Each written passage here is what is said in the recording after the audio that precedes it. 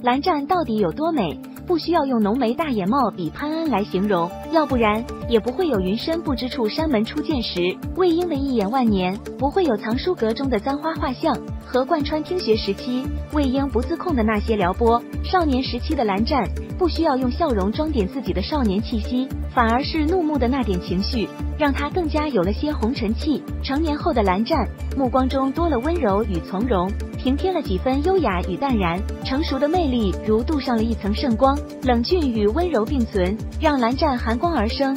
从字里行间的纸页走入万丈红尘中，有血有肉的步入我们的次元。右手臂沉剑，少年时还有个势均力敌的魏婴，16年后当真是碧尘出鞘，无人能及。不仅如此，蓝氏独家秘术禁言术，非蓝氏之人不可解。碧灵湖上能同时拎起3个人，足见其臂力惊人。蓝湛西门紧闭10余年，唯将一人请进新房，一住就是余生。尽管魏婴身死不夜天，魂飞六合外，也没有人能取代他在蓝湛心中的位置。问灵13载，等一步归人，绝望中苦守寒潭，形单影只踏遍万千山水，不在此山中，不在情境里，很难体会那是怎样一种凄凉的心境。16年后的清河客栈，聂怀桑说：韩光君，你一向说话算话，只要你发誓，我便相信你。岳阳清晨，蓝湛问魏婴：你信我？魏婴毫不迟疑：你韩光君从来不屑于撒谎的。可见蓝湛的信用度有多高，